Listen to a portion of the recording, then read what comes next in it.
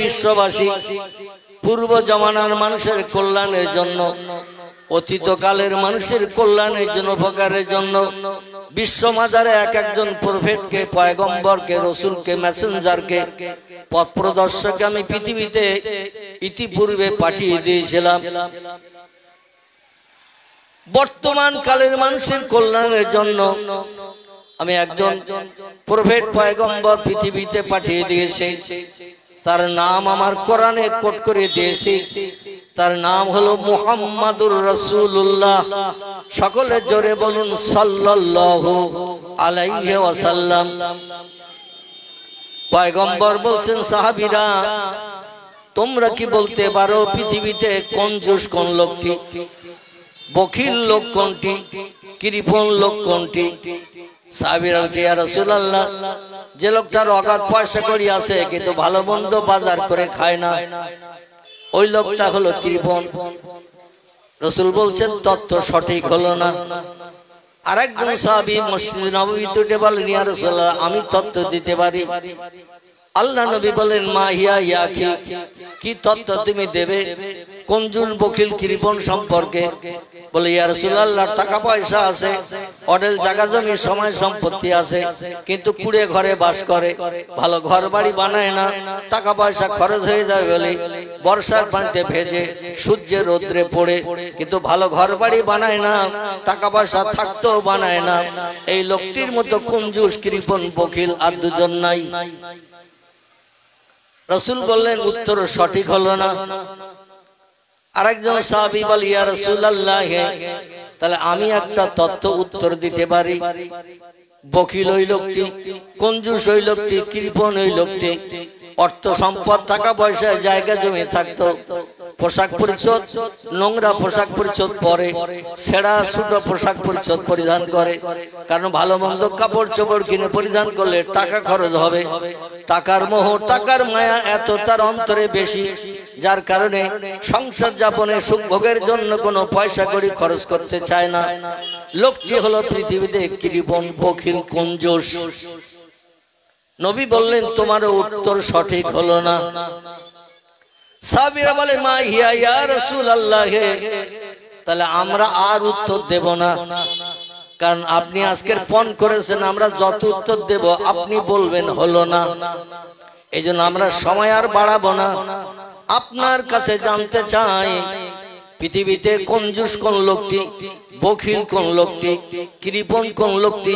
ইয়া রাসূলুল্লাহ, আপনি তত্ত্ব দিন, কারণ আপনি জন্ম থেকে নিয়ে আজ পর্যন্ত কোনোদিন কোনো মিথ্যা কথা বলেননি। জোরে বলুন সুবহানাল্লাহ। আমরা তো মিথ্যা বলি না, বলি? নবীর উম্মত আমরা, নবী মিথ্যা বলেনি বলে আমরা বলি না। কথাটা ঠিক না ভুল? দেখবেন দু পয়সার বিড়ির মায়ায় পড়েও অনেকে বলে খোদার কসম একটাও নেই। ঠিক বললাম না ভুল বললাম?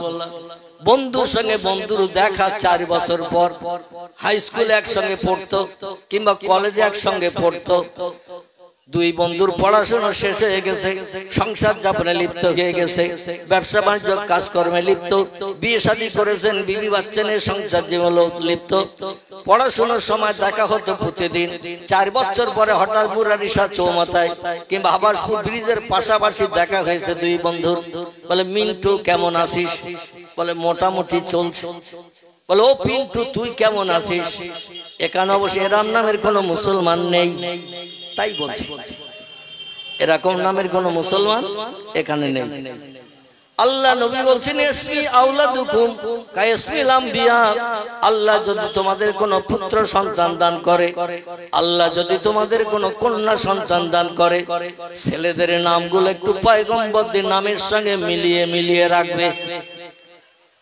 আল্লাহ যদি তোমাদের কোনো কন্যা সন্তান দান করে, মেয়েদের নামগুলো একটু পয়গম্বরের বিবিদের নামের সঙ্গে, পয়গম্বরের কন্যাদের নামের সঙ্গে মেয়েদের নামগুলো মিলিয়ে মিলিয়ে রাখবে।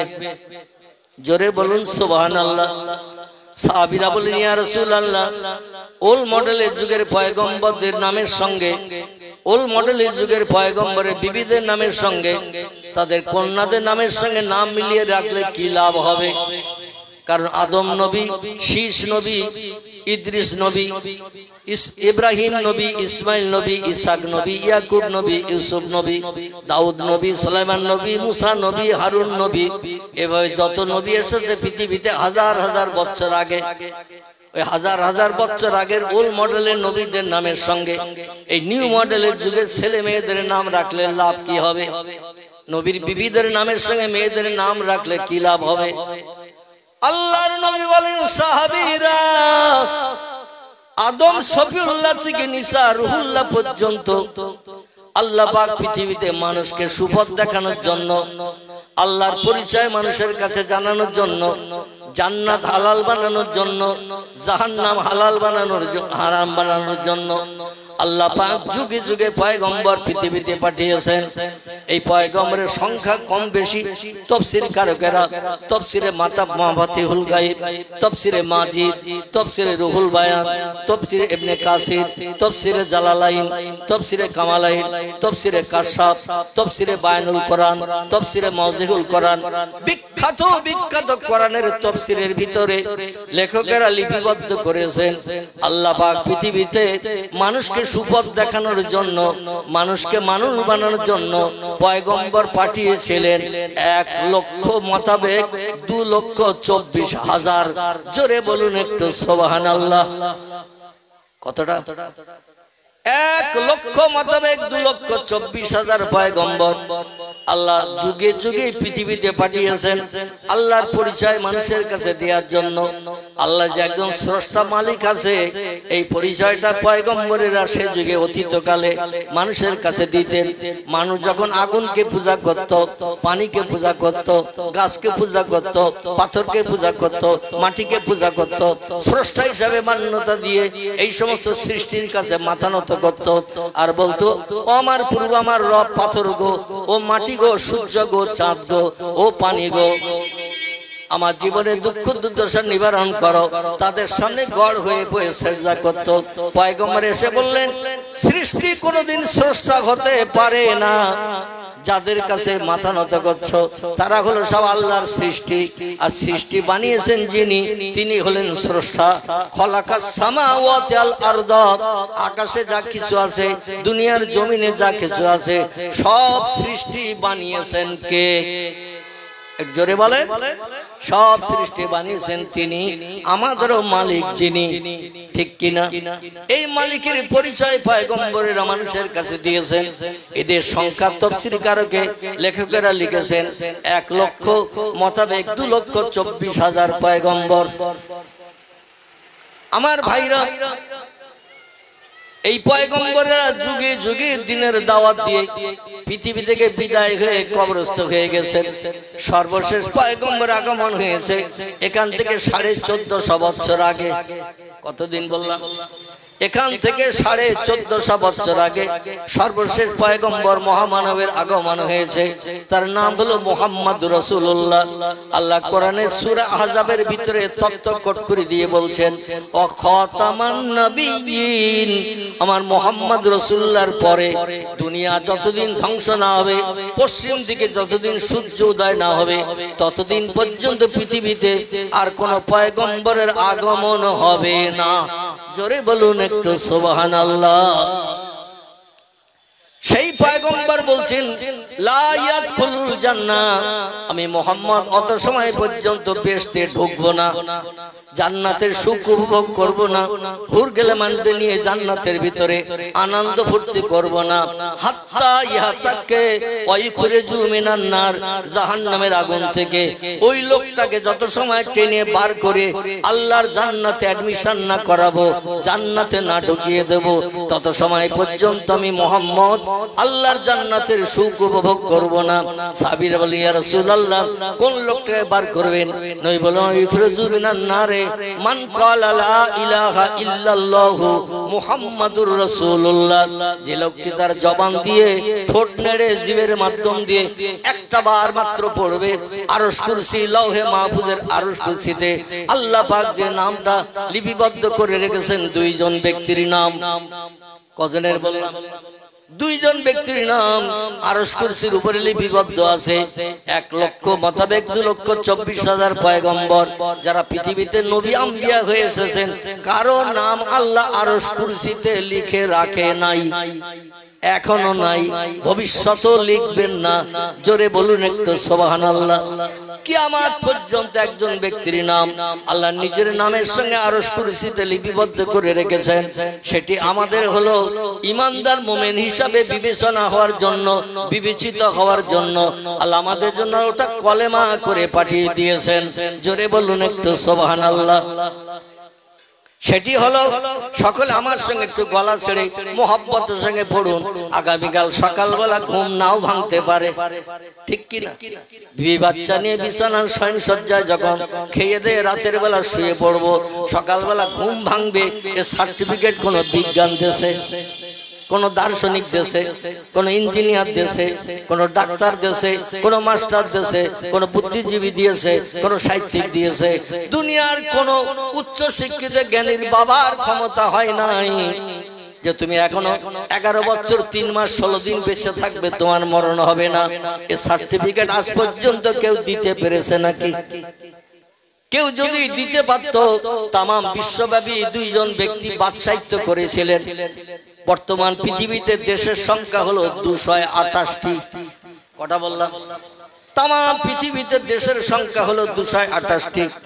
Japan, German, England, Holland, Poland, Italy, Brazil, Thailand, Singapore, Burma, Rangoon, Hindustan, Pakistan, Bangladesh, Afghanistan, Iraq, Iran, Kuwait, Jordan, Arab, পারস্য, তুরস্ক, Libya, Nigeria, Indonesia, Malaysia, Sri Lanka, Burma, Tajikistan, Kazakhstan, Balochistan, Azerbaijan, Armenia, Saudi Arab, আমিরশাহী, শাম, সিরিয়া, মরক্কো, ইয়ামান, বুলগেরিয়া থেকে শুরু করে 228টা দেশ পৃথিবীতে আছে। জোরে বলুন একটু সুবহানাল্লাহ। এই 228টি দেশ আমার আল্লাহ পাক তাম পৃথিবীতে বিদ্যমান করে রেখে দিয়েছেন। আরে 228টি দেশে এমন কোন দেশ নাই যে দেশে নবীর উম্মত নাই। অনেক দেশ আছে হিন্দু নাই, অনেক দেশ আছে জৈন নাই, অনেক দেশ আছে শিখ নাই, অনেক দেশ আছে ইহুদি নাই, অনেক দেশ আছে খ্রিস্টান নাই, অনেক দেশ আছে কোল নাই, অনেক দেশ আছে ভিল নাই, অনেক দেশ আছে নাগা নাই, অনেক দেশ আছে খাসা নাই, অনেক দেশ আছে মুন্ডা নাই, অনেক দেশ আছে আর্য নাই, অনেক দেশ আছে আদিবাসী নাই, অনেক দেশ আছে সাঁওতালি নাই। কিন্তু আমরা মুসলমান এমন একটা জাতি, পৃথিবীর 228টি দেশে আমরা বাস করছি। একটু চিল্লায়ে বলুন সুবহানাল্লাহ। এই জন্য আল্লামা ইকবাল বলেছেন, আরবে আমি, ভারতে আমি, চীনে আমার নাইকো পর, সারা বিশ্বে মুসলিম আমি, আমরা বিদেশি ঘর। জোরে বলুন একটু সুবহানাল্লাহ। আরবে আমি, ভারতে আমি, চীনে আমার নাইকো পর, সারা বিশ্বে আমরা মুসলমান বেঁধে নিয়েছি ঘর। এমন কোন দেশ নাই যে দেশে আমরা নাই, সব দেশে রয়েছে। আমাদের পরিচয় হলো আরশ পাকের ভাষা, জবান দিয়ে একটু উচ্চারণ করেছি মোহাব্বতের সঙ্গে, সেটা একটু পড়ুন। লা ইলাহা ইল্লাল্লাহু মুহাম্মাদুর রাসূলুল্লাহ। তিরমিজি শরীফের হাদিস। আল্লাহ নবী বলছেন, কোন ব্যক্তি সারা জীবনে 65 বছর বেঁচে ছিল, 70 বছর বেঁচে ছিল, 82 বছর হায়াতে বেঁচে ছিল, সারা জীবন দুনিয়াদারিতে মত্ত ছিল, বিবি বাচ্চার প্রেমে আসক্ত ছিল, অর্থ সম্পদ উপার্জনের জন্য দৌড়াদৌড়ি ছুটাছুটি করতে করতে জীবন শেষ হয়ে গেছে, আল্লাহর নামের কলেমা একটাবার পড়ার সুযোগ হয়নি। আছে না এরকম মানুষ? মুসলিম ছাড়া যত ধর্মাবলম্বী আছে, ওরা কি সময় দিয়ে কলেমা পড়ে নাকি কোনদিন? মুসলিম ছাড়া যত ধর্মাবলম্বী আছে, এরা কোনদিন মনের ভুলেও কলেমার জপ করে না, কলেমা পড়ে না। বেঈমান এবং ঈমানদারদের পার্থক্য হলো, বেঈমান এবং ঈমানদারদের পার্থক্য হলো, ঈমানদারেরা কলেমা পড়ে, বেঈমানেরা কলেমা পড়ে না। যারা কলেমা পড়ে না, কোরআনের ভাষায় তারা হলো কাফির। তারা কি? তারা হলো কাফির। আর যারা কলেমা পড়ে এরা হলো মুমিন ইমানদার।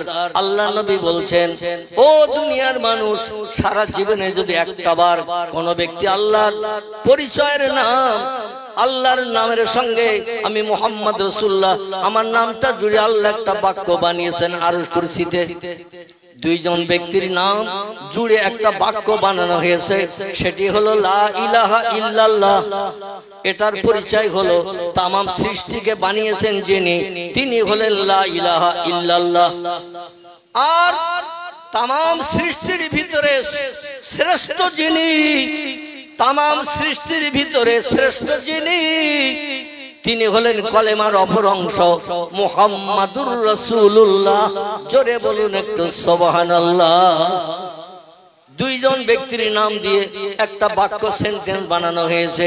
এটা যে লোকটি একটাবার পড়বে সে লোকটি ইমানদার হিসাবে বিবেচিত হবে, যে লোকটি সারা জীবন একবার পড়বে না সে কাফির হিসাবে বিবেচিত হবে। কাফের হলে তার ঠিকানা কোথায় হবে? কাফের হলে তার লাভ কি হবে?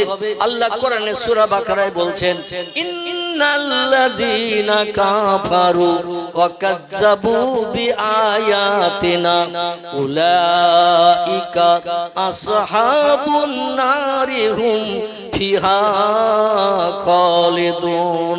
জোরে বলুন একটা আল্লাহু আকবার। আল্লাহ নিশ্চয়ই যারা আমার বানানো পৃথিবীতে আমার নেয়ামত খায়, আমার অনুদান বিবি বাচ্চা নিয়ে সংসার জীবনের সম্পর্ক করে, আমার জমিনে ঘর বাঁধে, আমার হাওয়া ব্যবহার করে, আমার দেয়া অক্সিজেন ব্যবহার করে, আমার দেয়া সব নেয়ামত পানি ব্যবহার করে, আগুন ব্যবহার করে, এগুলো কি কেউ বানিয়েছে? যা কিছু পৃথিবীতে দেখি আল্লাহ বলছেন, ও দুনিয়ার মানুষ, খলাকাস সামাওয়াতি ওয়াল আরদ, আকাশ এবং জমিনে যা কিছু তোমরা দেখো আমি সব আল্লাহ পাক রব্বুল আলামিন বানিয়েছি। জোরে বলুন একটু আমিন। আমার ভাইরা, সেই আল্লাহ পাকের নামের কলেমা সারা জীবনে যদি একটাবার পড়া না হয় ওই লোকটি কাফের হিসাবে বিবেচিত হবে।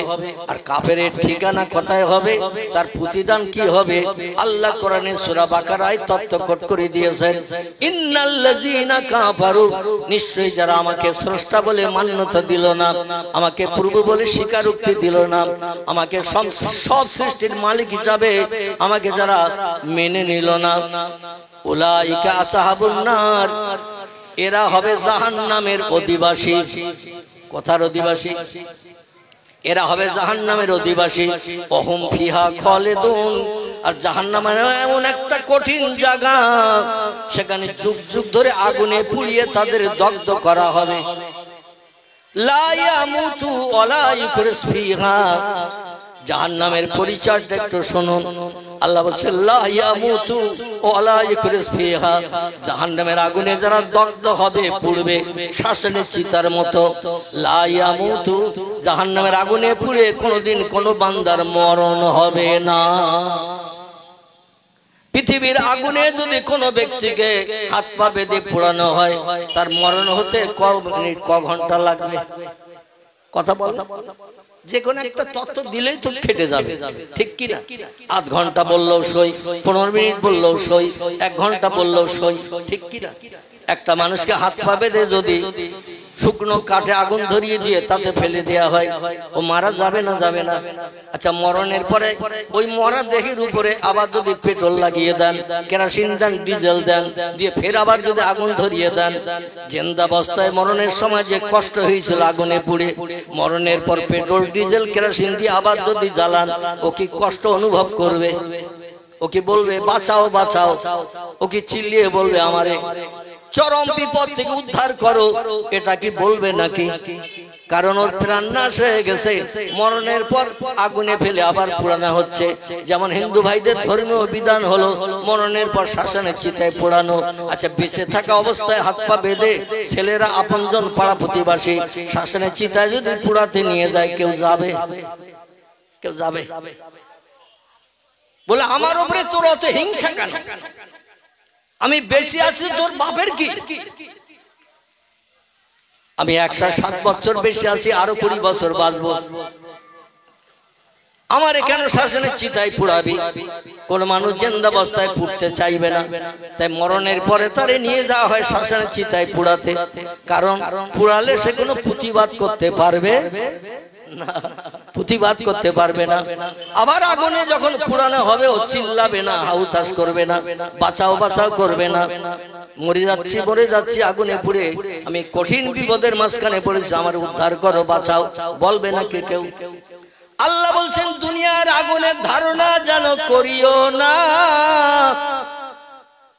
ও পৃথিবীর মানুষ, পৃথিবীর এই যে আগুন তোমরা ব্যবহার করে রান্না বান্না করো, বিভিন্ন কাজে ব্যবহার করো, পার্টস গুলো আগুনে পুড়িয়ে পুড়িয়ে তরল নরম করে বিভিন্ন শ্বাসে ফেলে দিয়ে যন্ত্র মেশিন বানাও।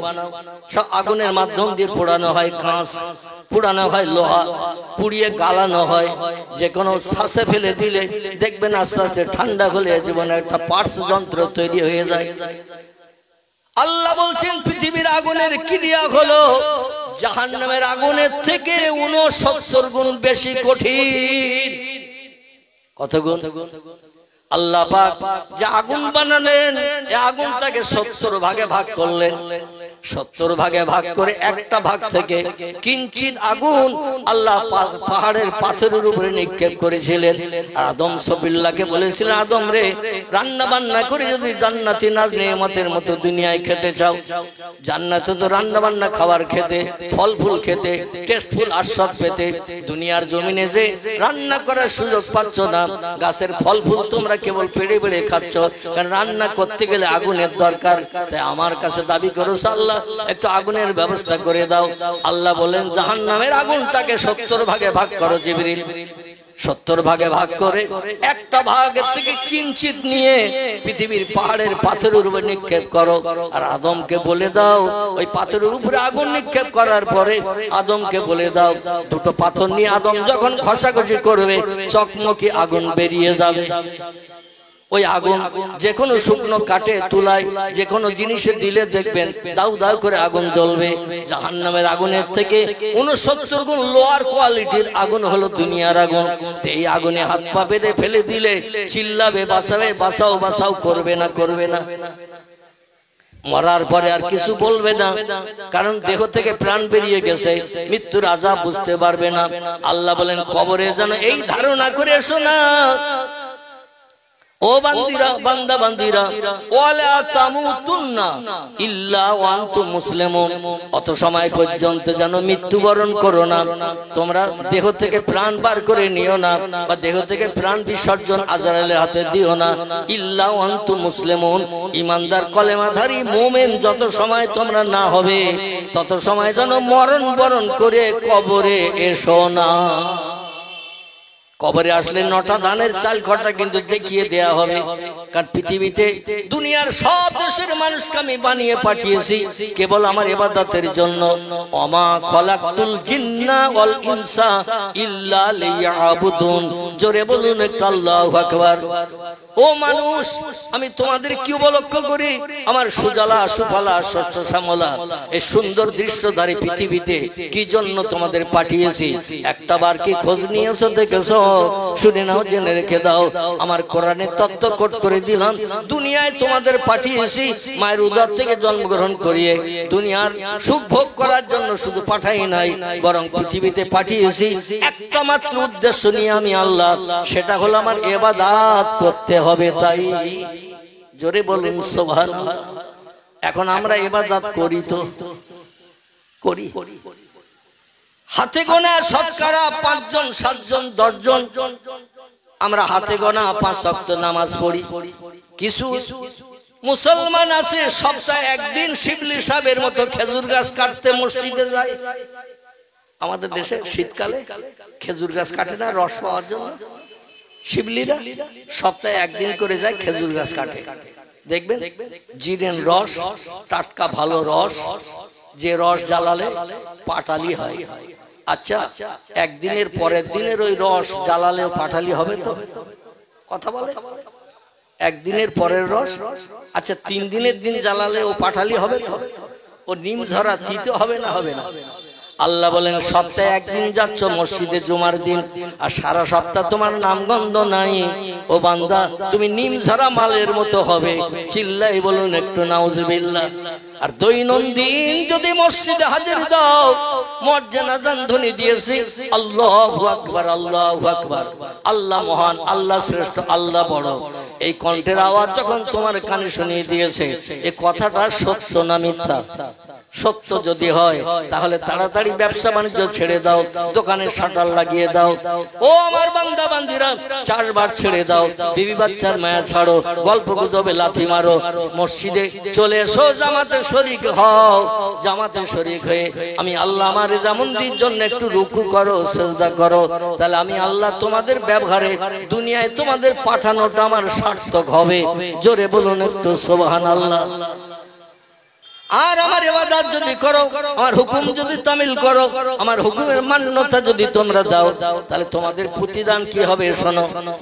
আল্লাহ বলছেন ইন্নাল্লাযীনা আমানু ওয়া আমিলুস সালিহাত উলাইকা আসহাবুল জান্নাতি হুম ফিহা খালিদুন। জোরে বলুন একটু আল্লাহু আকবার। আল্লাহ নিশ্চয়ই যারা আমাকে স্রষ্টা বলে মান্যতা দিল, প্রভু বলে স্বীকারোক্তি দিল, আর মুয়াজ্জিনের আযান শুনে মসজিদে জামাতে শরীক হলো, বিবি বাচ্চার মায়া ছেড়ে দিল, দোকানের শাটার টেনে দিল, ব্যবসা বাণিজ্য পরিত্যাগ করলো, এমন করে দুনিয়ার সব কাজকর্মে লাথি মেরে যে বান্দা মসজিদে এসে হাজিরি দিয়ে দিল, আমি আল্লাহ তাদের জন্য তোহফা, গিফট, অ্যাভেলেবল গিফট, উত্তম পুরস্কার আমি ঘোষণা করেছি। উলাইকা আসহাবুল জান্নাতি হুম ফিহা খালিদুন। তারাই হয় আমার চির শান্তির আবাসস্থল, যেখানে দুঃখ নাই, ব্যথা নাই, অভাব নাই, রোগ নাই, শোক নাই, বালা মুসিবত নাই, দুশ্চিন্তাগ্রস্ত হতে হবে না, এমনকি কোনো সমস্যায় পড়তে হবে না। জান্নাত হলো চির সুখের জায়গা, সেখানে তোমরা কোটি কোটি কোটি কোটি বছর ধরে সুখ ভোগ করার সুযোগ পাবে।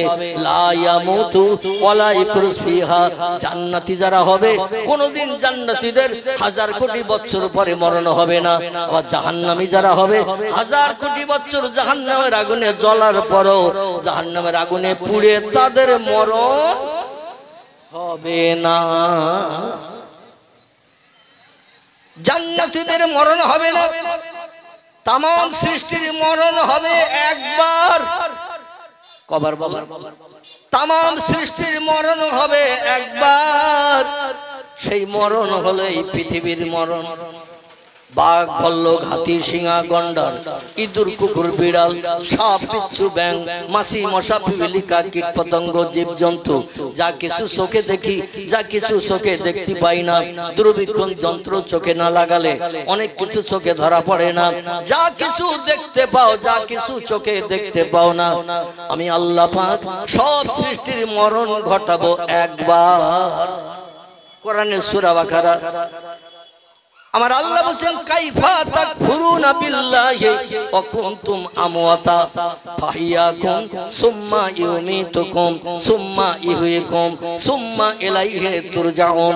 গলা ছেড়ে বলুন আল্লাহু আকবার। অসুবিধা হচ্ছে না তো? আমি এই একঘেয়ে কিসসা কাহিনী বলে সময় নষ্ট করতে চাই না। আর যে মজলিসে কোরআন ও হাদিস তেলাওয়াত করা না হয়, হাদিস শরীফ, কোরআন শরীফ যে মজলিসে পাঠ করা না হয়, ও মজলিসটা হলো শুকনো মজলিস। কি মজলিস? শুকনো মজলিস। ও মজলিসে আল্লাহর রহমত কোনোদিন আসবে না, ও মজলিসে আল্লাহর দয়া করুণা কোনোদিন আসবে না। কারণ আল্লাহ বলছেন আমার কোরআন যেখানে তেলাওয়াত হয় ফাস্তামিউ লাহু, একাগ্র চিত্রে শ্রবণ করো, অনসেতু, মজলিসের সৌন্দর্য রক্ষার্থে চুপটি করে বসে থাকো। কারণ লাআল্লাকুম তুরহামুন, আমার সত্যবাণী কোরআন তেলাওয়াত হয় যেখানে, সেই মজলিসে আমি আল্লাহ আমার রহমত বর্ষণ করি ভুরি ভুরি। জোরে বলুন সুবহানাল্লাহ। এই জন্য একটু কোরআন ও হাদিসের মাধ্যম দিয়ে দু চার কথা আপনাদের কাছে রাখছি। পরবর্তী বক্তা আমার পরপরই আপনাদের সঙ্গে চারি চক্কের মিলন ঘটাবেন। বিশেষ করে হুগলি জেলার মায়াপুর থেকে আগত জনাব পীরজাদা হুজুর কেবলা, তিনি আসবেন। আমার অসুস্থতার কারণে আমার বাড়িতেও তিনি দেখা করতে এসেছিলেন। সেই হুগলি জেলা মায়াপুর থেকে আমার সঙ্গে সাক্ষাৎ করতে এসেছিলেন আমি যখন 3 বছরের মতো অসুস্থ ঘর বেড়ে হয়েছিলাম। কম বেশি আপনারা জানেন। আল্লাহ পাক লক্ষ লক্ষ মানুষের চোখের পানিতে, লক্ষ লক্ষ মানুষের হাতের দোয়া আল্লাহ কবুল করে এই মরা রোগীকে আপনাদের সামনে আবার চেয়ারে বসার সুযোগ করে দিয়েছে। আমার গ্রামের 95% লোকের ধারণা ছিল মৌলভী আর বাঁচবে না, কারণ এমন কঠিন রোগ।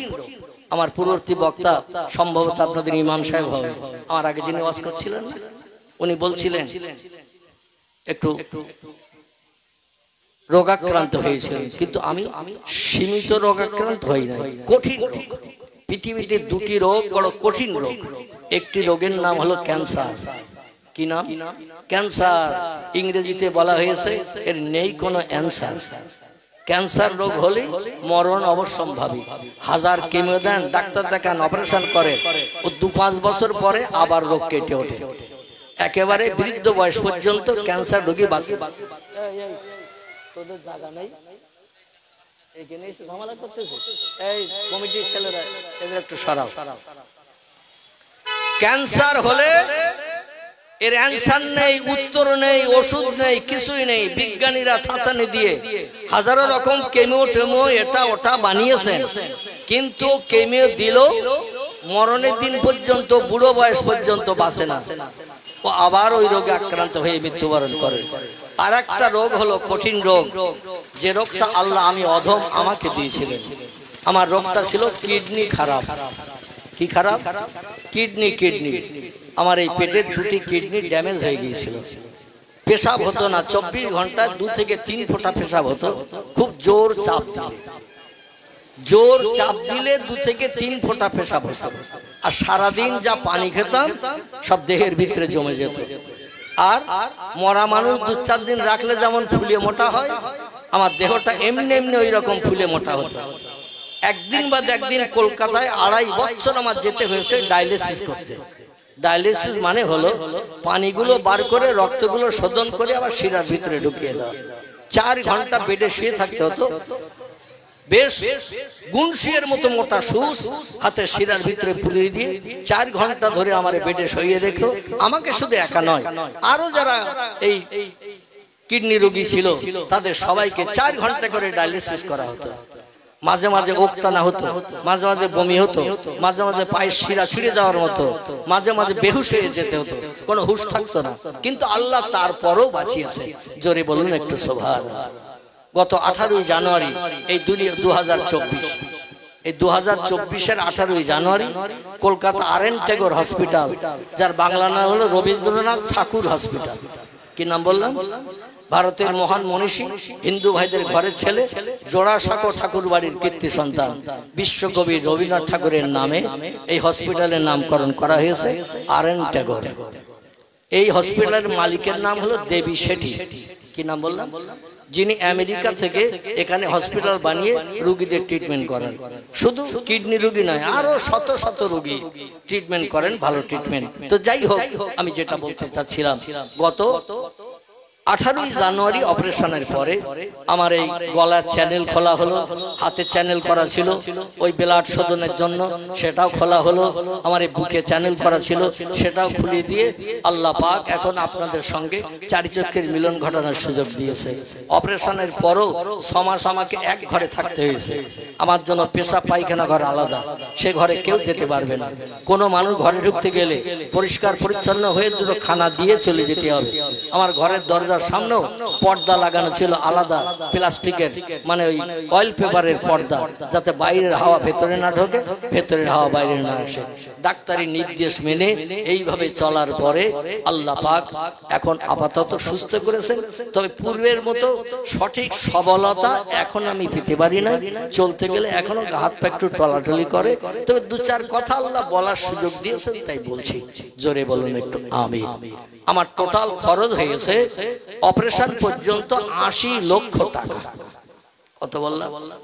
80 লক্ষ টাকা আমার খরচ হয়েছে, অপারেশনের পরে খরচ হয়েছে, সেটা ওই হিসাবের ভিতরে নয়, সেটা আলাদা। তো যাই হোক, 2.5 বিঘার মতো জমি বেচেছি, 4 চাকা গাড়ি একটা ছিল বেচেছি, আমার শ্বশুর দিয়েছে 6 লাখ, ছোট ছেলের শ্বশুর দিয়ে 6 লাখ, ভাগনা ভাগ্নেরা বোনেরা আপনজন বন্ধু বান্ধব, এই আপনাদের মতো সহৃদয় বন্ধু ফেসবুকের মাধ্যম দিয়ে আমার অ্যাকাউন্টে হাজার হাজার টাকা, 10 টাকা থেকে শুরু করে 100, 200, 500, 1000, 2000 এইভাবে দিয়ে অধমকে অন্তত ট্রিটমেন্টের সুযোগ করেছেন।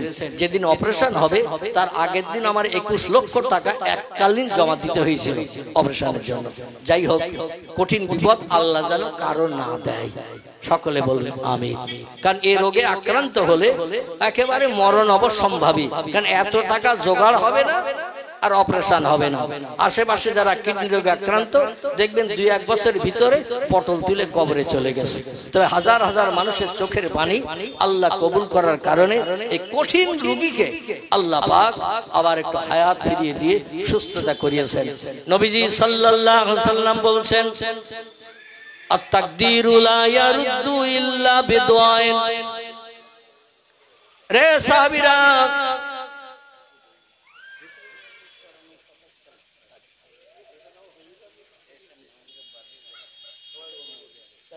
আমি করব না, হুজুরকে শুরু করব, এখন এই বক্তৃতার পর আবার শুরু করব। আচ্ছা আচ্ছা, ঠিক আছে ঠিক আছে, আচ্ছা ঠিক আছে। আমার ভাইরা, আল্লাহ নবী বলছেন, আত-তাকদীরু লা ইয়ারুদ্দু ইল্লা বিদুআইন। এ সাহাবীরা, তাকদীরের কোনো পরিবর্তন নাই। তিরমিজি শরীফের হাদিস, আল্লাহ নবী সাল্লাল্লাহু আলাইহি ওয়াসাল্লাম জানাচ্ছেন, কোন মানুষ মায়ের উদর থেকে পৃথিবীতে যখন জন্ম নেয়, তার জন্মগ্রহণ করার 40,000 বছর আগে আল্লাহ তার তাকদীর লিপিবদ্ধ করে পৃথিবীতে পাঠায়। কদিন আগে? আমার ভাই বলছেন 40 বছর। হ্যাঁ, আল্লাহর নবী বলছেন, মায়ের উদর থেকে কোনো বাচ্চা, ছেলে হোক বা মেয়ে হোক, এই পৃথিবীতে যখন জন্ম নেয়, দুনিয়ার মুখ যখন দেখে, তার জন্ম নেয়ার পূর্বে আল্লাহ পাক রব্বুল আলামিন তার তাকদীর লিপিবদ্ধ করেন, এবং এটা লিপিবদ্ধ করেন 40,000 বছর আগে। তাকদীরের প্রতিফল প্রত্যেকের নসিবে জুটবে জুটবে, কারণ লা ইয়ারুদ্দু, আল্লাহ নবী বলছেন তাকদীরের কোনো পরিবর্তন হবে না। আল্লাহ যেটা লিখে পাঠাবেন সেটাই তার নসিবে জুটবেই জুটবে। জোরে বলুন একটু সুবহানাল্লাহ।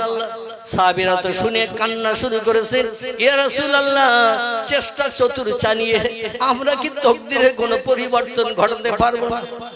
আমল কালাম করে, জিকির আজগার করে, তাসবিহ তাহলিল পাঠ করে, নামাজ কালাম করে, নফল রোজা রেখে, ফরজ রোজা রেখে, সত্য কথা বলে, চুরি ডাকাতি না করে, ছিনতাই গুন্ডামি না করে, মদ না খেয়ে, সুদ না খেয়ে, ব্যভিচারী না করে, গরিবদের হক ফাঁকি দিয়ে না খেয়ে, মানুষ মার্ডার না করে, আমরা যদি আল্লাহর কাছে হাত তুলে কোনো দোয়া করি, আল্লাহ কি আমাদের তাকদীর পাল্টে দেবে না? নবী বলেন, সাহাবীরা, নাম ইয়া আইয়ুহাল আসহাব, একটা মাত্র ক্ষেত্রে মানুষের তাকদীর পরিবর্তন হয়। কটা? একটা মাত্র ক্ষেত্রে মানুষের তাকদীর পরিবর্তন হয়। সাহাবীরা বলেন, মা হিয়া ইয়া রাসূলুল্লাহ, সেই ক্ষেত্রটা কি? রাসূল বলেন, ইল্লা বিদুআ। রাতের গভীরে तमाम সৃষ্টি যখন ঘুমিয়ে যাবে,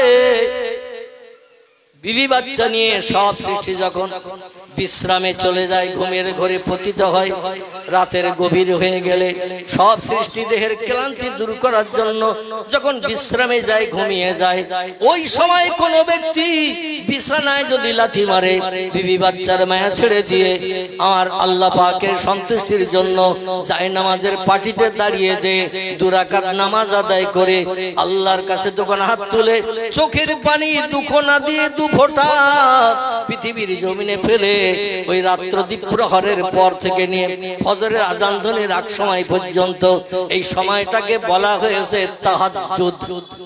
কি নাম? আল্লাহ কোরআনের 28 পারায় সম্ভবত তত্ত্ব কোট করে দিয়েছেন, ফাতাহাজ্জাত বিহি নাফিলাতাল্লাক। জোরে বলুন একটু সুবহানাল্লাহ। আল্লাহ বলছেন, ও বান্দা বান্দিরা, আমাকে যদি রাজি করতে চাও, জীবনের সুখ শান্তি আমার মাধ্যম দিয়ে যদি মিটাতে চাও, প্রধানের কাছে যদি যেতে না চাও, মেম্বারের কাছে যদি যেতে না চাও, এমএলএ এর খোঁজ খবর যদি নিতে না চাও, কারো কাছে দরখাস্ত দিতে না চাও, কোনো বন্ধুর কাছে যদি সমস্যা জানাতে না চাও, আমি আল্লাহ আমার কাছ থেকে যদি সমস্যার সমাধান পেতে চাও, রাতের গভীরে একটু যায় নামাজে দাঁড়িয়ে যাও, একটু তাহাজ্জুদের নামাজ আদায় করো। আল্লাহ নবী হাদিস শরীফে জানিয়েছেন, সিয়ামুন নাহার ও কিয়ামুল লাইল। জোরে বলুন একটু সুবহানাল্লাহ। সিয়ামুন নাহার মানে দিনের বেলা দাঁতে কিছু না কেটে অনাহারা থাকা, এরে বলা হয় সিয়ামুন নাহার। আর কিয়ামুল লাইল রাতের গভীরে সব সৃষ্টি যখন ঘুমিয়ে যাবে, কোন বান্দা বিবি বাচ্চার মায়া ছেড়ে দিয়ে শান্তির শয্যা বিছানায় লাথি মেরে দুনিয়ার আয়েশারাম পরিত্যাগ করে যায় নামাজে দাঁড়িয়ে আল্লাহর কোরআন শরীফের তেলাওয়াত করে রুকু সিজদার মাধ্যম দিয়ে বান্দা যখন ডাইনে বামে সালাম ফিরিয়ে নামাজ শেষ করে দিয়ে আমার কাছে হাত তুলে যখন কিছু চাইবে, উদউনি, ও বান্দা কিছু চাওয়ার থাকলে আমার কাছে চাও, আস্তাজিব লাকুম, তোমাদের দোয়া দাবি কবুল করে জীবনের সব সুখ শান্তি মিটিয়ে মুখে হাসি ফুটাবো আমি। আমার ভাইরা যদি বলেন হটিস্টিক ডকুমেন্ট, আমার কর্তৃপক্ষ ভাইরা একটু আমাকে এই বক্তৃতা শেষ অঙ্কের দিকে আপনাদের একটু জিকিরের কথা বলেছেন, এজন্য আমি শেষের দিকে 2-5 মিনিট 7 মিনিট একটু আল্লাহর নামে জিকির করব। কারণ আল্লাহর নামে স্মরণ না করলে লোকটাকে তো পাক্কা মুমিন ইমানদার হতে পারে না। আপনারা সকলে আল্লাহর নামে স্মরণ করতে রাজি আছেন না নাই? যদি রাজি থাকেন, আচ্ছা, যেখানে বল খেলা হয়, 2 দলের খেলোয়াড়রা 11 জন করে 22 জন কিংবা 9 জন করে 18 জন, খেলা শুরুর আগে কলেমা শরীফ কবার পড়ে খেলা শুরু করে। আচ্ছা, যেখানে ক্যারাম বোর্ড খেলা হয়, 4 জন ঘোড়ার মতো চারদিকে দাঁড়িয়ে এধারে গুটি ওধারে, ওধারে গুটি এধারে, এইবার শুধু গুড়ুম গাড়াম অ্যাকশন করে না? ওদের ট্রেনিং হলো ঘোড়ার মতো। ঘোড়া যেমন দাঁড়িয়ে খায়, দাঁড়িয়ে ঘুমায়, দাঁড়িয়ে পেশাব, দাঁড়িয়ে পায়খানা, ক্যারাম বোর্ড যারা খেলে এদের খেলাটা যত সময় চলে ঘোড়ার মতো দাঁড়িয়ে দাঁড়িয়ে অ্যাকশন। আচ্ছা, ক্যারাম বোর্ড খেলার সময় কেউ কি বলে 10 বার দরুদ শরীফ, আল্লাহর নামের একত্ববাদের ভাষা কলেমা শরীফ 7 বার পড়ে নাও, তারপরে খেলা শুরু করে কেউ? আমার ভাইরা, দুনিয়ায় যত নাচ গানের মজলিস আছে, যত নাচ গানের মজলিস আছে, ভিডিও আছে, এমন করে সিনেমা আছে, যাত্রা আছে, থিয়েটার আছে, সেখানে কবার দরুদ শরীফ পড়ে শুরু করা হয়? কোন জায়গায় পড়া হয় না। আল্লাহ নামের একত্ববাদের ভাষা পড়া হয় এই বেহেশতের বাগানে। জোরে বলুন একটু সুবহানাল্লাহ। চার দোকান আব্দুল করিম চাচা, আব্দুর রহিম দাদা যখন বসে দেখবেন শুধু রাজনীতির গল্প। ঠিক বললাম না? রাজনীতির গল্প, নিজেদের সংসার যাপনের গল্প, চাষবাসের গল্প, ব্যবসার গল্প করতে করতে 1-1.5 ঘন্টা পেরিয়ে যায়, কিন্তু একটা বার চার দোকানে 1.5 ঘন্টা বসে থাকা অবস্থায় একটা বারও কি কলেমা শরীফ পড়ার সুযোগ পেয়েছি? পাই নাই। দুর্ভাগ্য আমাদের।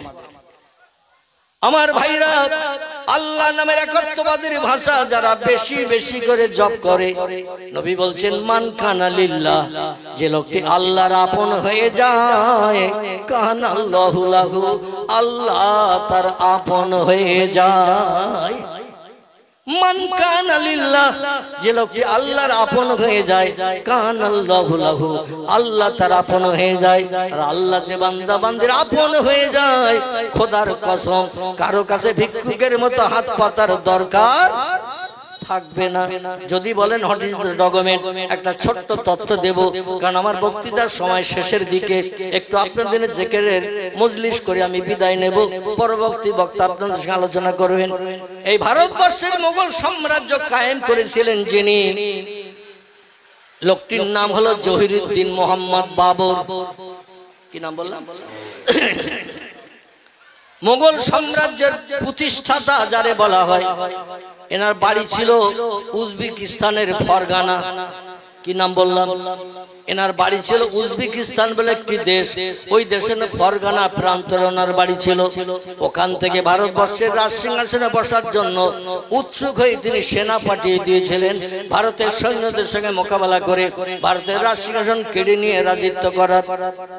ইরাকের গজনির বাদশাহ সুলতান মাহমুদ তার জীবনী আলগা করে দিলে দেখবেন বাদশাহ সুলতান মাহমুদ ইরাকের গজনি প্রদেশের বাদশা ছিল। এই ভারতের রাজধানীতে রাজত্ব করার জন্য ভারত হলো সুজলা সুফলা শস্য শ্যামলা দেশ। এখানে আম হয়, জাম হয়, কাঁঠাল হয়, নাশপাতি হয়, আঙুর হয়, শশা হয়, তরমুজ হয়, পিঁপে হয়, ধান হয়, গম হয়, জব হয়, ভুট্টা হয়, মাইলো হয়। এমন কোন জিনিস নাই ভারতের জমিনে হয় না, শুধু তেল ছাড়া। ঠিক বললাম না ভুল বললাম? শুধু তেল ছাড়া। আর সব নেয়ামত আল্লাহ ভারতের জমিনে দান করেছেন। অধিকাংশ পৃথিবীতে পশ্চিমা দেশ সব ধুলোবালিতে ভরা। আমাদের ভারতের জমিনকে আল্লাহ কার্পেট বানিয়ে দিয়েছেন সবুজ ঘাস দিয়ে। জোরে বলুন সুবহানাল্লাহ। তাই গজনির বাদশা সুলতান মাহমুদ দিল্লির রাজসিংহাসনে বসে রাজত্ব করার শখ করলো। সেনা পাঠিয়ে দিল যুদ্ধ করতে। একবার নয়, দুবার নয়, তিনবার নয়, 17 বার যুদ্ধ করেছিলেন বাদশা সুলতান মাহমুদ। 17 বারই হেরে ফিরে চলে গিয়েছিলেন। দিল্লির রাজসিংহাসন দখল করতে পারেননি। কিন্তু উজবেকিস্তানের ফরগানা প্রান্ত থেকে যিনি সেনা পাঠিয়েছিলেন, লোকটির নাম হলো জহিরুদ্দিন মোহাম্মদ বাবর। বইটির নাম হলো দ্য ওল্ড ইন্ডিয়ান হিস্ট্রি। লেখকের নাম ডক্টর পি হিউট। মনে থাকবে, বইটির নাম হলো দ্য ওল্ড ইন্ডিয়ান হিস্ট্রি, ভারতবর্ষের পুরানো ইতিহাস। লেখকের নাম ডক্টর পি হিউট। এই ভারতবর্ষের পুরানো ইতিহাস লিপিবদ্ধ করেছেন বইয়ের পৃষ্ঠায়। আলগা করলে তথ্য পেয়ে যাবেন ইনশাআল্লাহ। আমি সেই তথ্যটা আপনাদের কাছে পরিবেশন করতে চাইছি। 12,000-এর মতো সৈন্য দিয়ে পাঠিয়ে দিয়েছিল দিল্লির রাজমসনদ দখল করতে। কিন্তু আরো বেশি বেশি সৈন্য নিয়ে যারা এসেছে দিল্লির রাজমসনদ দখল করতে, সব সেনারা পরাজয় বরণ করে জীবন দিয়ে ফিরে চলে গেছে। অনেকে আবার সশরীরে ফিরে চলে গেছে, দখল করতে পারেনি। কিন্তু জহিরুদ্দিন মোহাম্মদ বাবর যারে সেনাপতির দায়িত্ব দিয়ে পাঠিয়েছিলেন, লোকটির নাম ছিল মীর মোহাম্মদ বাকি। কি নাম বললাম? তার নাম হলো মীর মোহাম্মদ বাকি। এই লোকটা শুধু 5 ওয়াক্ত নামাজি ছিল না, ডক্টর পিহুট বলছেন রাতের ঘুমকে হারাম করে গভীর রাত্রে তিনি তাহাজ্জুদের নামাজ আদায় করতেন। যারা তাহাজ্জুদ গুজারি হয়, খোদার কসম তারা আল্লাহর আপন হয়ে যায়। আল্লাহ নবীও বলেছেন কিয়ামুল লাইল, আল্লাহকে যদি আপন বানাতে চাও, রাতের ঘুম হারাম করে বিবি বাচ্চার মায়া ছেড়ে যায় নামাজে দাঁড়িয়ে যাও। কারণ রাতের গভীরের নামাজটা আল্লাহর দরবারে বড় প্রিয়, পছন্দনীয়। জোরে বলুন একটু সুবহানাল্লাহ। আর এই নামাজ আদায় করে আল্লাহর কাছে দুখানা হাত তুলে যে বান্দা রাত্র 3য় প্রহরের সময় 3 ভাগ পেরিয়ে গেছে, 1 ভাগ বাকি, ফজরের আজান ধ্বনি হব ভাব, এই রকম সময়ে যে বান্দা হাত তুলে আল্লাহর কাছে কিছু চায়, আল্লাহ তারে না দিয়ে পারে না। জোরে বলুন একটু সুবহানাল্লাহ। তবে আল্লাহ কোরআনে একটা শর্ত জুড়ে দিয়েছেন। কি জুড়েছেন? আল্লাহ কোরআনে একটা শর্ত জুড়ে দিয়েছেন। অসুবিধা হচ্ছে না তো আপনাদের? একটা শর্ত জুড়ে দিয়েছেন। শর্তটা হলো এই, আমার কাছ থেকে যদি কিছু পেতে চাও, যদি কিছু নিতে চাও, আমার এই শর্তটা বাস্তব জীবনে রূপদান করিও। সেটি হলো বিসমিল্লাহির রহমানির রহিম, ফালিয়াদহাকু কালিলাও ওয়ালিয়াবকু কাসীরা। চিল্লায়ে বলুন একটু আল্লাহু আকবার। আর একটু জোরে বলুন আল্লাহু আকবার।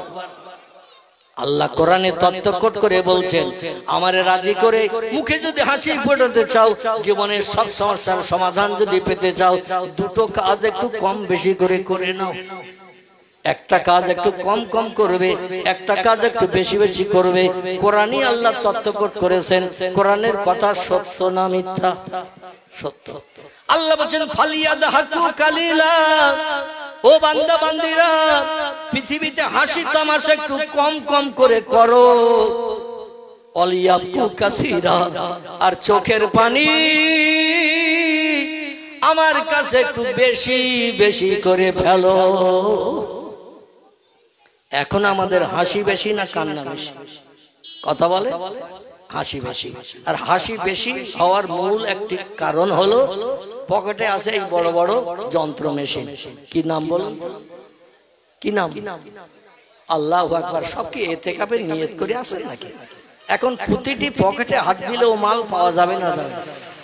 মুরারিশা চৌমাথার বাজার করতে যাচ্ছেন, মোবাইল মেশিন কিন্তু ছাড়েননি, কিন্তু বাজারে যেয়ে মাল কিনে পকেটে হাত দিয়েছেন, পয়সা তো আনা হয়নি। এরকম ভুল হয় না? হয় না? টাকা আনা হয়নি তো মাল কিনছি, দাম দিতে হবে, পকেটে হাত দিয়ে দেখে পয়সা নেই। পয়সা নিতে ভুল হয়, কিন্তু মোবাইল মেশিন নিতে ভুল হয় না। আর এই মোবাইল মেশিন যাদের কাছে থাকে, লোকজন লাগে না হাসির জন্য। মিন্টু পিন্টু আর মোমেনা ঝর্ণা, আমেনা রমিসা, এদের সঙ্গে অ্যাকশন যদি একবার ফোনের মাধ্যম দিয়ে হয়ে যায়, মুখে হাসি দেখা যাবে না, কান্না দেখা যাবে। লাল ঠোঁটের ভিতর দিয়ে 8 খানের জায়গায় অন্তত 14 খানা দাঁত দেখতে পাওয়া যাবে। মানে ফোনে কথা বলছে, কোথায় আছে মনের মানুষ তার কোনো ঠিক ঠিকানা নাই, কিন্তু অ্যাকশন চলতেছে আর শুধু হাসি আর হাসি, হাসি আর হাসি। আমার ভাইরা, মনে হচ্ছে যেন দুনিয়ার সব হাতে পেয়ে গেছে। চিল্লাই বলেন নাউজুবিল্লাহ। আল্লাহ বলেন হাসো কম, কাঁদো বেশি। আল্লাহ নবী বলছেন হাসলে বান্দাদের 3টি ক্ষতি হয়। কটা? যারা বেশি বেশি হাসে তাদের 3টি ক্ষতি হয়, লাভ হয় না। একটি হলো যারা বেশি বেশি হাসে আল্লাহ এদের আয়ুষ্কাল কম করে দেয়। বেশি বেশি হাসলে আল্লাহ আয়ুষ্কাল কম করে দেয়, কারণ আল্লাহ পৃথিবীতে হাসির জন্য পাঠায় নাই। তুমি আনন্দ ফুর্তি করে হাসি তামাশায় মত্ত, এজন্য তোমাকে দুনিয়ায় রাখার আর কোনো প্রয়োজন নাই। আল্লাহ আয়ুষ্কাল কম করে দেয়। আয়ুষ্কালের দায়িত্ব কার হাতে? আল্লাহর হাতে। আল্লাহ নবী বলছেন বেশি বেশি যারা হাসে এদের স্মরণ শক্তি কম হয়ে যায়। যারা বেশি বেশি হাসে, অহেতুক হাসে, এদের স্মরণ শক্তি লোপ পেয়ে যায়, কম হয়ে যায়। আমার ভাইরা, এই পৃথিবীতে বেশি বেশি যারা হাসে, আর আল্লাহ পাক তাদের অপদত্ত বান্দা হিসাবে পরিগণিত করে নেয়। এজন্য নবী বলছেন কাঁদলে 3টে কাজ খুব তাড়াতাড়ি হয়। কটা? হাসলে যেমন 3টে কাজ হয়, কাঁদলেও 3টে কাজ তাড়াতাড়ি হয়। তবে 3টে কাজ কিন্তু লস নয়, এই 3টে কাজ হলো লাভের কাজ। জোরে বলুন একটু সুবহানাল্লাহ। আল্লাহ নবী বলছেন কাঁদলে রুহু সাফ হয়, কাঁদলে গুনাহ মাফ হয়, কাঁদলে আল্লাহ বান্দা বান্দির উপরে খুব তাড়াতাড়ি রাজি হয়ে যায়। নারায়ে তাকবীর, নারায়ে তাকবীর। কাঁদলে রুহু সাফ হয়, অন্তরাত্মা পরিষ্কার হয়, কাঁদলে গুনাহ মাফ হয়। বড় বড় ঝুনু পাপীকে চোখের পানির ইজ্জতের খাতিরে আল্লাহ পাপ ধুয়ে মুছে সাফ করে দুনিয়ায় বেঁচে থাকতেই জান্নাতের সার্টিফিকেট দিয়ে কবরস্থ করেছেন কান্নার কারণে। জোরে বলুন একটু সুবহানাল্লাহ। এদের কারো নাম হযরতে ওমর, কারো নাম হযরতে আব্বাস, কারো নাম হযরতে আবু সুফিয়ান, আর বেশি নাম বলবো না। এরা ছিল ঝুনো পাপী, নবীর শত্রু, ইসলামের দুঃশত্রু, কোরআনের শত্রু ছিল পৃথিবীতে।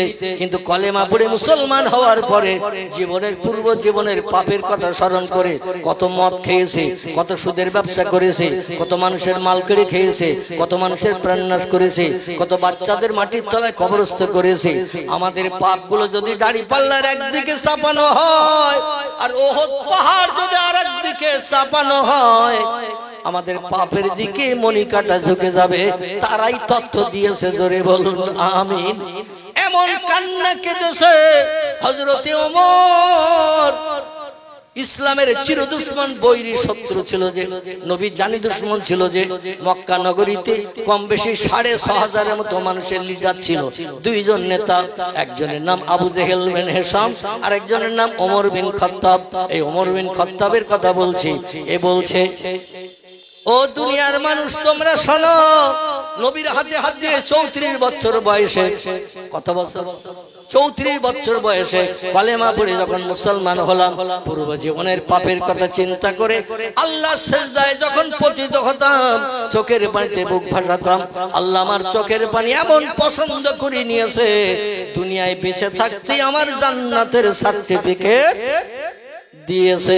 শুধু তাই নয়, ইতিহাস আলগা করে দেখেন, পয়গম্বর মুহাম্মদ রাসূলুল্লাহর কবরের পাশে কিয়ামত পর্যন্ত ওমর শোয়ার জায়গা পেয়েছে।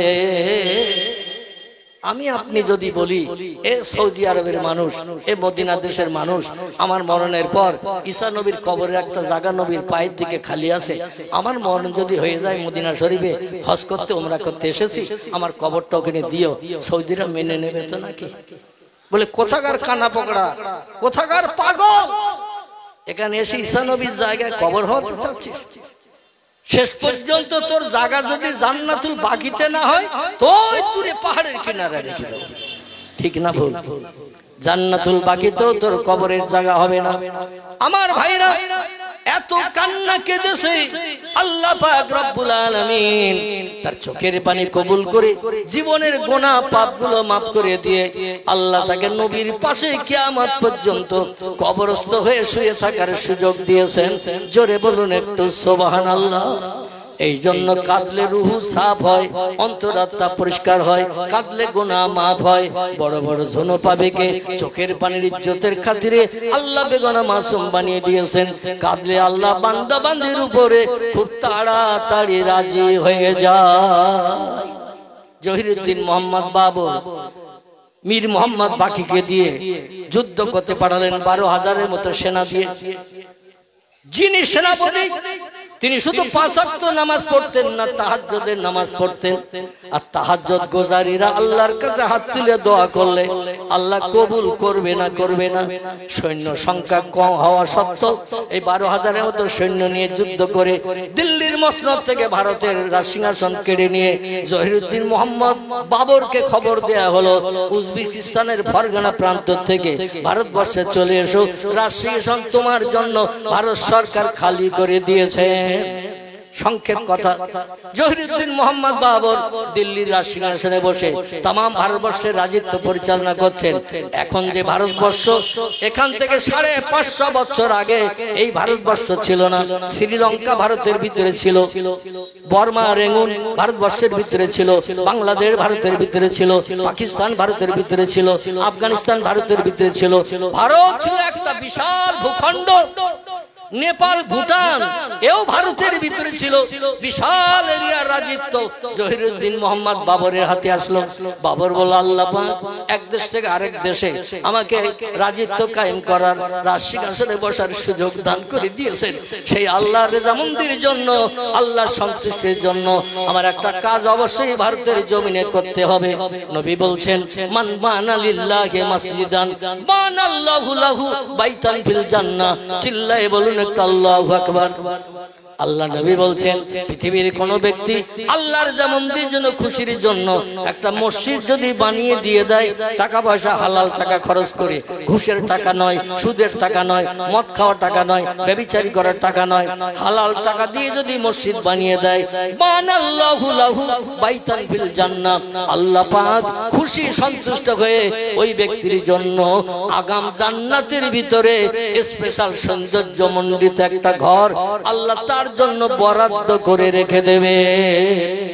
আল্লাহ নবী বলছেন, মসজিদ তৈরিকারীরা যে জান্নাতের ভিতরে যাবে, ওই জান্নাতে অন্য কোন দলের মানুষ ঢুকতে পারবে না।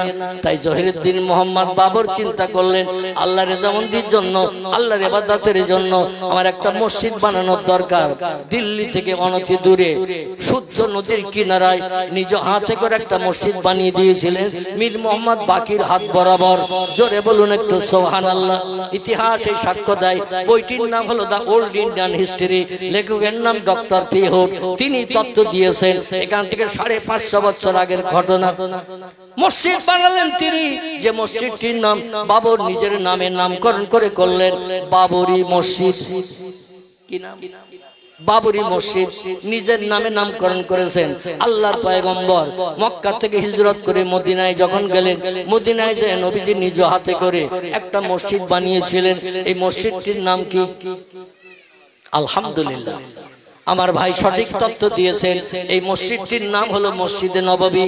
নবী বানিয়েছেন, তাই নবীর নাম করে মসজিদের নাম হয়েছে নববী। জোরে বলুন সুবহানাল্লাহ। ওই রকম জহিরুদ্দিন মোহাম্মদ বাবর নিজ হাতে করে বানিয়েছিলেন বলে ওনার নিজের নাম দিয়ে মসজিদের নামকরণ করলেন বাবরি মসজিদ। কিন্তু একদল হিংসুকেরা এমন করে উৎপর ব্যক্তিরা, হিংসুক ব্যক্তিরা, নির্যাতিত ব্যক্তিরা 1992 সালে ওই মসজিদটা শাবল গাইতে মেরে ভেঙে চুরমার করে দিয়ে জায়গা খালি করে সেখানে এখন রাম মন্দির বানানো হয়েছে না হয় নাই? ইতিহাস থেকে মসজিদ মুছে গেছে, কিন্তু আল্লাহর দরবারে মসজিদ আছে না নাই? এই বাবরি মসজিদ কিয়ামত পর্যন্ত থাকবে। আর এই মসজিদে যারা পূর্বে ইবাদত করেছে মসজিদের যাত্রী সেজে পুলসিরাত পেরিয়ে জান্নাতের দরজায় তারা পৌঁছানোর সুযোগ পাবে। চিল্লায়ে বলুন একটু সুবহানাল্লাহ, নারায়ে তাকবীর। আমরা সংখ্যালঘু সংখ্যায় নগণ্য, যারা সংখ্যাগুরু জনসংখ্যায় বেশি তারা মুসলমানদের উপর অত্যাচারের স্ট্রিম চালাচ্ছে। মুসলমান সহৃদয় ব্যক্তিরা কিছু জায়গা জমি মুসলমানদের কল্যাণের জন্য দান করেছেন, যাকে ওয়াকফ এস্টেট বলা হয়। কি বলা হয়? ওয়াকফ এস্টেট বলা হয়। এটা দান করেছে বড় বড় সহৃদয় মুসলিম আমার বাবাজিরা ভাইয়েরা, তারা দান করেছেন, জায়গা জমি দিয়েছেন। বিবি ছিল কিন্তু বাচ্চা নাই, সন্তান নাই, ভবিষ্যতে কে ভোগ দখল করবে, তাই ওয়াকফে নামে লিখে দিয়ে দিয়েছে। মুসলমানেরা কিয়ামত পর্যন্ত আমার জায়গা জমির টাকা আমি ব্যাংক ব্যালেন্স করে গেলাম, মুসলমানদের বিপদে সাহায্য হবে, বিপদ উপকার করবে, রোগ শোধে তারা ব্যবহার করতে পারবে, এই জন্য ওয়াকফ এস্টেট করা হয়েছে। কিন্তু দিল্লির পার্লামেন্টে বসা দুইজন নেতা মুসলমানদের চক্ষু বেড়ে দেখতে পারে না। আর যত ধর্মাবলম্বীদের জায়গা জমি ওয়াকফ করা আছে তাদের নামে কোনো কথা নাই। মুসলমানদের জমি কেড়ে নিয়ে ওদের হস্তগত করতে হবে, এই নিয়ে তারা বিল পাস করার জন্য সচেষ্ট চালাচ্ছে। আল্লাহ যেন মুসলমানদের হেফাজত করেন, সকলে বলুন আমিন, জোরে বলুন আমিন। আল্লাহ যেন মুসলমানদের রহমত করেন, মুসলমানদের যেন এই কেসে জয়ী করিয়ে দেন। মুসলমানদের সম্পদ মুসলমানদের জন্য ব্যবহার হবে, মুসলমানদের সম্পদ মুসলমানদের বিপদে মুসিবতে সাহায্য করা হবে, এটা যেন কিয়ামত পর্যন্ত চালু থাকে। জোরে বলুন একটু সুবহানাল্লাহ। বাবরি মসজিদ বানানো হলো। জহিরুদ্দিন মোহাম্মদ বাবর দিল্লি থেকে মাঝে মাঝে ওই বাবরি মসজিদে নামাজ আদায় করতে যেতেন। কারণ আমি বানিয়েছি মসজিদ, আর আমি যদি না যাই তাহলে মসজিদের তো মর্যাদা রক্ষা হবে না, ঠিক কিনা? এই জন্য মাঝে মাঝে তিনি মসজিদে নামাজ পড়তে যেতেন। কিন্তু এক দুর্ঘটনা ঘটে গেল। আর তাকদীরুল্লাহ ইয়ারুদ্দু, আল্লাহ নবী বলেন তকদিরের পরিবর্তন নাই, একটা মাত্র ক্ষেত্রে তকদির পাল্টায়, ইল্লা বিদুআ। বান্দা যখন চোখের পানি ফেলে আল্লাহর কাছে হাত তুলে কেঁদে বলে আল্লাহ এই সমস্যার সমাধান করো, তকদির পরিবর্তন করো, আল্লাহ মুখে হাসি ফুটায় না, ফুটায় না। তার বাস্তব নজিরের তত্ত্বটা দিয়ে আমার বক্তব্য ইতি টানবে ইনশাআল্লাহ। আমার ভাইরা, জহিরুদ্দিন মোহাম্মদ বাবরের একটি মাত্র ছেলে ছিল, তার নাম ছিল হুমায়ুন। কি নাম বললাম? হুমায়ুন। হুমায়ুন এমন করে বাদশাহ বাবরের ছেলের নাম ছিল হুমায়ুন। এই হুমায়ুনের বয়স তখন 18 বছর। কত? 18 বছর। 18 বছর হঠাৎ কঠিন রোগে আক্রান্ত হয়েছে, সোয়াসে রোগ, যে রোগে ওষুধপত্র থেকে না, ডাক্তার কবিরা ট্রিটমেন্ট করে কোনো উপকার করতে পারে না। যতদিন যায় 18 বছরের যুবক ছেলে বিছান শয্যায় শায়িত হয়ে যায়। এরকম ঘটনা আমাদের দেশেও ঘটে না? ঘটে না? যুবক ছেলে এমন কঠিন রোগ হয়েছে, ওষুধ থেকে না, ডাক্তারেরা রোগ ধরতে পারে না, ঘটে না? ঘটে। আমার ভাইরা, যতদিন যায় খাওয়া দাওয়া ছেড়ে দিয়েছে, রোগ শয্যায় শায়িত, উঠে বসতে পারে না, টয়লেটে বাথরুমে যেতে পারে না। দেখতে দেখতে এমন জরাজীর্ণ হয়ে গেছে, মরণ ছাড়া আর উপায় নাই। বিভিন্ন দেশ বিদেশ থেকে জহিরুদ্দিন মোহাম্মদ বাবর ডাক্তার কবিরাজ হাকিম বৈদ্য সব ডেকে এনে ট্রিটমেন্ট করাচ্ছে। কারণ আমার স্থলাভিষিক্ত হবে, যে আমার পরে রাজসিংহাসনে বসবে, যে সে আমার ছেলে, এই এমন করে হুমায়ুন। কিন্তু সে তো কঠিন রোগে আক্রান্ত, মৃত্যু শয্যায় শায়িত, শেষ পর্যন্ত বোধহয় মারাই যাবে। এই জন্য বাবর চিন্তা করলেন, ডাক্তার কবিরাজ দিয়ে যখন কাজ হলো না, হাকিম বৈদ্য দিয়ে কাজ হলো না, তাহলে কাজ করতে পারে কে? আমরা যেটা দেখতে পাই না সেটা দেখতে পায় কে? আমরা যেটা শুনতে পাই না সেটা শুনতে পায় কে? আমরা যে কাজ তাড়াতাড়ি করতে পারি না সেটা তাড়াতাড়ি সবার আগে করতে পারে কে? সেটা হলেন আল্লাহ সুবহানাহু ওয়া তাআলা। বাবর চিন্তা করলো দুনিয়ার ডাক্তার কবিরাজ হাকিম বৈদ্য সকল সব ফেল হয়ে গেল, আমি আল্লাহর কাছে একটু কামনা করি, আল্লাহর কাছে সাহায্য চাই। কিন্তু সাহায্য চেতে গেলে আগে একটু আল্লাহর রেজামন্দি করতে হবে, আর রেজামন্দির উত্তম নাম হলো নামাজ। কি নাম? আফজালুল ইবাদাতি ইবাদাতিস সালাহ। জোরে বলুন আল্লাহু আকবার। তিরমিজি শরীফের হাদিস, আল্লাহ নবী বলছেন উত্তম ইবাদত, সবথেকে উত্তম ইবাদত, ভালো ইবাদতের নাম হলো নামাজ। কি নাম? নামাজ। উনি চিন্তা নিলেন ফজরের নামাজ পড়তে সেই জহিরুদ্দিন মোহাম্মদ বাবরের হাতে গড়া বাবরি মসজিদে সূর্য নদীর কিনারায় সেখানে চলে গেছেন নামাজ আদায় করতে। ভোরবেলা একটু নামাজ পড়বো, ছেলের জন্য আল্লাহর কাছে চোখের পানিতে বুক ভাসিয়ে একটু দোয়া কামনা করবো। বাজামাত ফজরের নামাজ আদায় করলেন, ইমাম সাহেব নামাজ পড়িয়ে দিল, সূরা কেরাত পাঠ করলো। বাবর ছেলের শোকে নামাজে দাঁড়িয়ে দাঁড়িয়ে চোখের পানিতে কাঁদে। ডাইনে বামে সালাম ফেরানো হয়ে গেল, নামাজ শেষ হয়ে গেল। মুসল্লিরা সব আপন আপন গৃহে কাজকর্মে ব্যস্ততার কারণে ফিরে চলে গেল। বাবর আর মসজিদ ছাড়ে না, মসজিদের এক কোণে বসে বসে আল্লাহর নামে জপ জিকির করছে, সুবহানাল্লাহ পড়ছে, আলহামদুলিল্লাহ পড়ছে, লা ইলাহা ইল্লাল্লাহ পড়ছে। আল্লাহর নামের যত জিকির আজগার তসবিহ আছে মসজিদের কোণে বসে বসে পড়ছে। পূর্ব দিকে যখন লাল আভা দেখা দিয়েছে, সূর্য উদয় হব ভাব, আল্লাহর কোরআন পাকে জানিয়ে দিয়েছেন সালামুন হিয়া হাত্তা মাতলাইল ফজর। জোরে বলুন একটু আল্লাহু আকবার। সূরা কদর। কি নাম? সূরা কদর।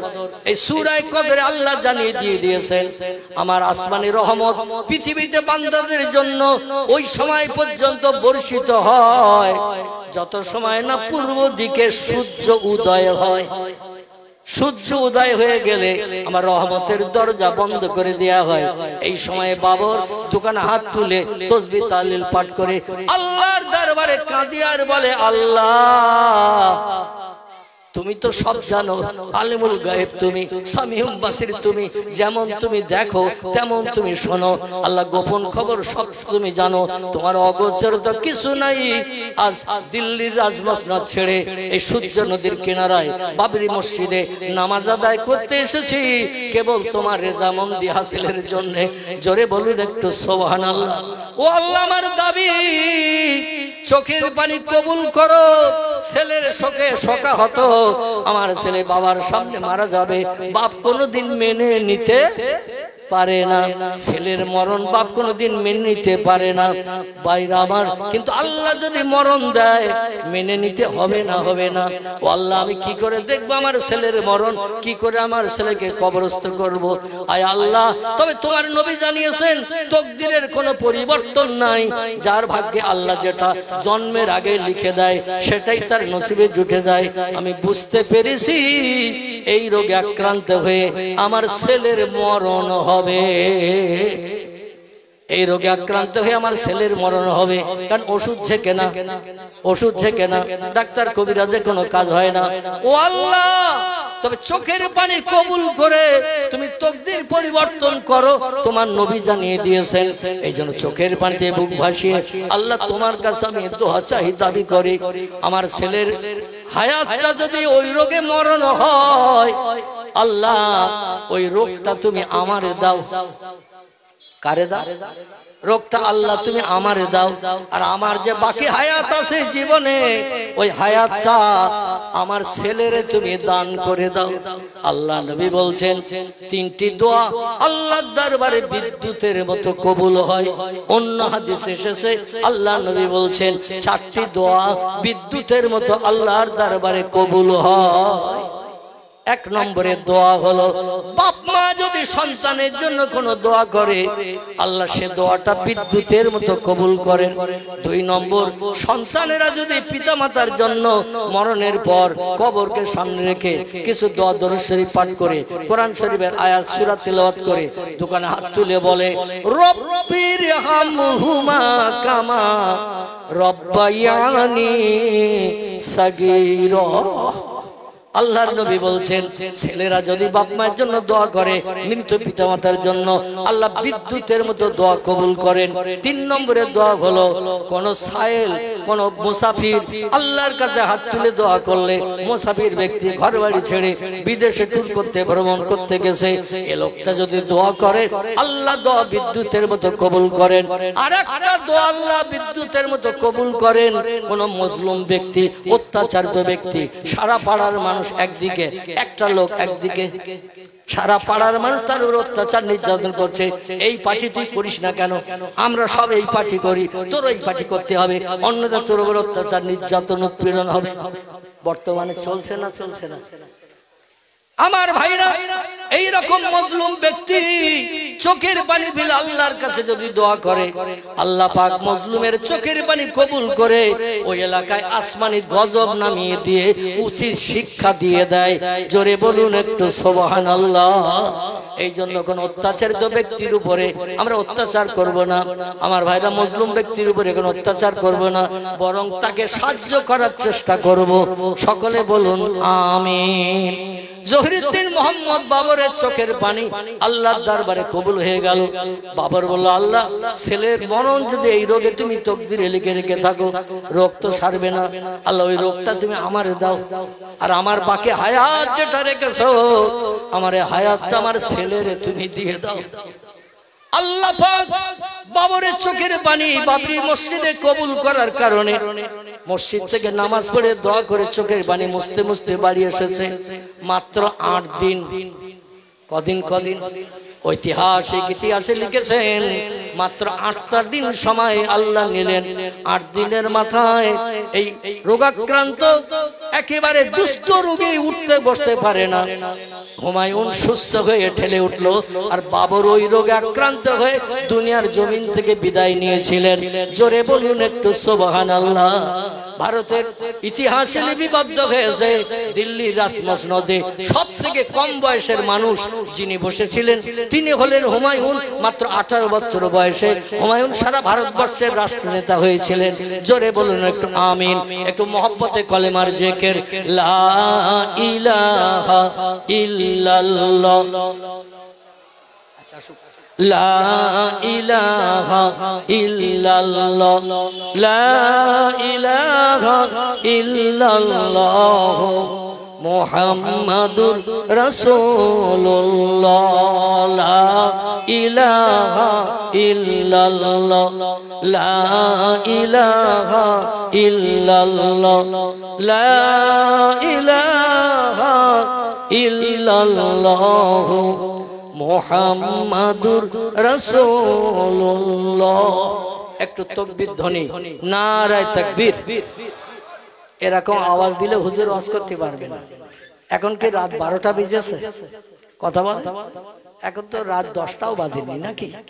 তাহলে এখন আওয়াজ যদি এরকম হয় 12টার সময় তো সব আমরা মরিয়ে যাব, মানে আর খবর হবে না।